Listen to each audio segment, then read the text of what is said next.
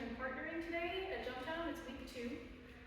And we started with an exercise. Yeah, we wanted to think about like, okay, can we develop really good counterbalance with each other? And so thinking about like, how do we approach our frame there? Because we could be like super noodly.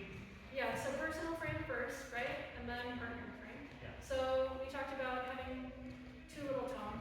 We talked about having too much tone. And then we talked about having just right tone. Lots of lat engagement, and my arms are kind of hanging from my shoulders.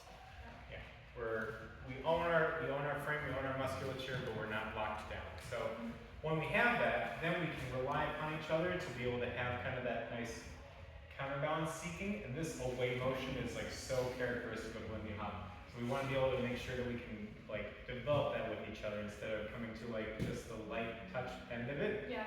We want to make sure that we actually like can rely upon each other and build that up together. And match.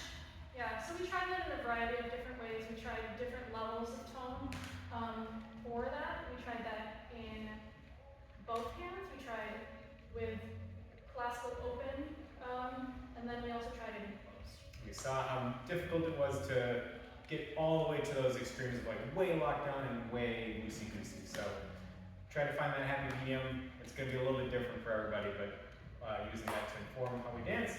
And then we kind of took some of that and wanted to say like, all right, once we have this continuation of motions, we have that ability to like build up like that continuity of flow in our obliques.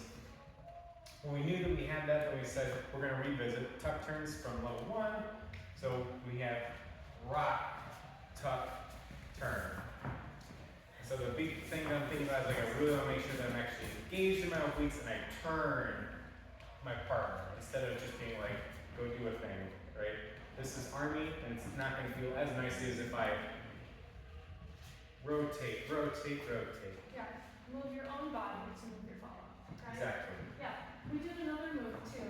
Yeah, so we rock, tuck, and turn, rock, tuck, turn.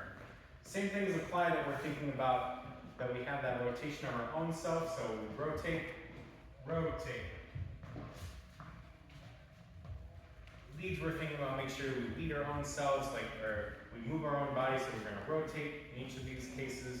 To actually induce that rotation and follows, we're going to think about continuing that motion through until we reach like that turnaround point, that counterbalance moment, instead of coming to like, here are the end points, and I'm making them.